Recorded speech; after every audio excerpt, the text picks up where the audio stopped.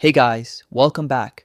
So in this quick tutorial, I'll show you exactly how to use your Binance trading fee rebate voucher, step by step.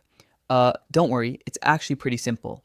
First, open up your Binance app, and at the very top left corner, you'll see the Binance logo. Go ahead and tap on that. Now, from here, we need to get into the rewards hub. If you see it right away, just tap on it. But if you don't, no worries. Just tap on more services, then search for rewards in the search bar. You should see Rewards Hub pop up. All right, once you're inside Rewards Hub, head over to the reward shop at the top left corner.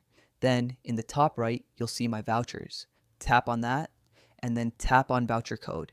Here's where you enter your trading fee rebate code and just hit claim voucher. That's it. Once you've claimed it, go back to my vouchers again.